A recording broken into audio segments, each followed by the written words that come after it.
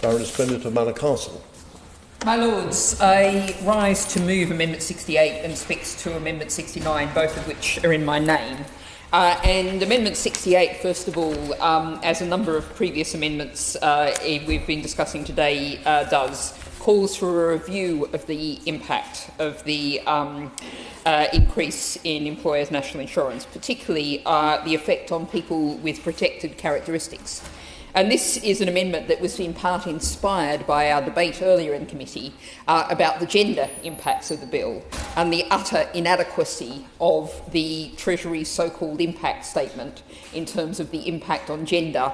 And I referenced then at some length the Women's Budget Group work on the broader budget and specifically the national insurance rise. I'm not going to repeat all of the things I said then in the interests of brevity, but I will, thinking very briefly about some of the other protected characteristics. It's worth focusing on the fact that part-time workers and casual workers, who are particularly influenced by this, the national insurance increase, are more likely to be from minoritised communities. If you look at the intersectional impacts, black women, for example, are 1.2 times more likely to be on low pay than black men, and 1.7 times more likely to be on low pay than white men. In many ways, if you look at the discrimination and the unequal outcomes for disabled people, they're even much worse. If we take, for example, the figures on the employment rate of 54.2% in December 2023 for disabled people compared to an employment rate for non-disabled people of 82%. What impact will these changes have?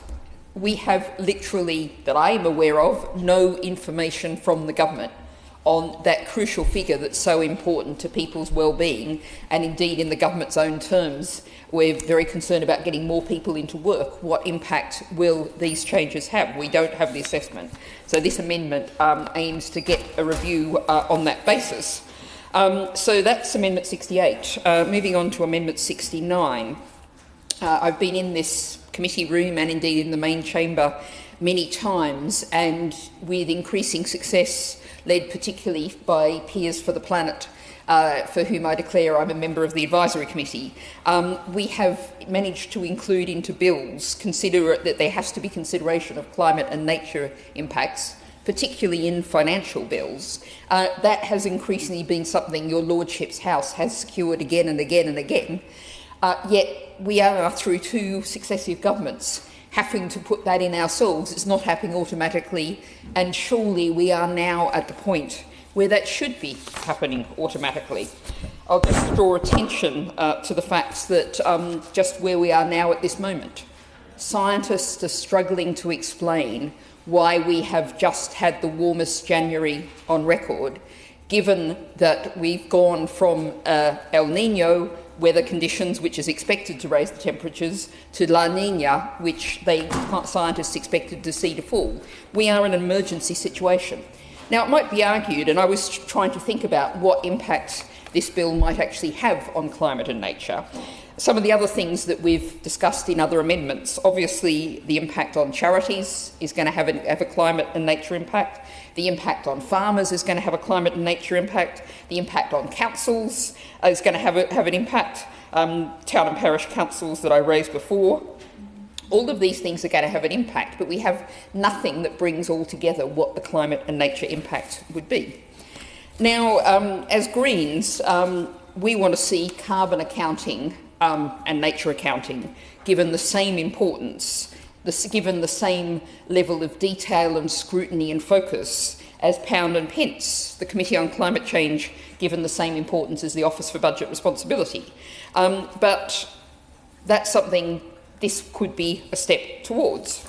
And to put this in some terms that may be more comfortable for the noble lord of the Minister, I'll note that last month the University of Exeter and the Institute and Faculty of Actuaries co-produced a report, Planetary Solvency, Risks and Recommendations. And I note that one of the co-authors of this report is actually a member of the government's Actuaries Department.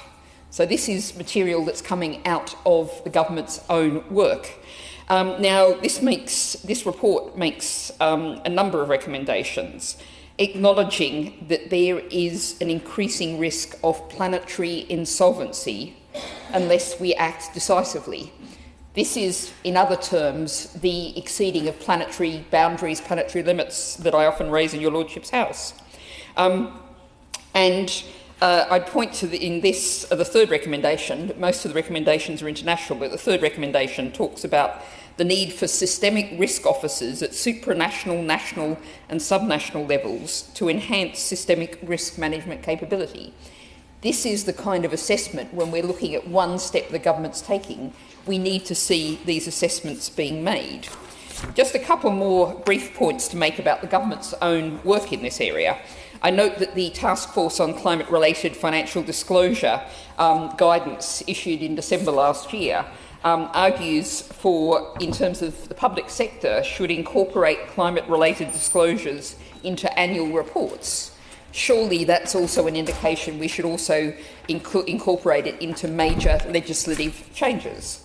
And I note also a speech from Tony Juniper at the launch of Natural England's first State of Natural Capital report in October last year. Now, I have some doubts about the natural capital approach, the accounting approach taken there, but nonetheless this is something the government appears to be following after, of course, the Des Gupta report. And this is the government doing a snapshot of the state of our natural assets. So surely if the government is then making decisions after that snapshot, it should be accounting for what impact those decisions will have on what it counts itself as natural capital. So, my Lords, I beg to move these two amendments.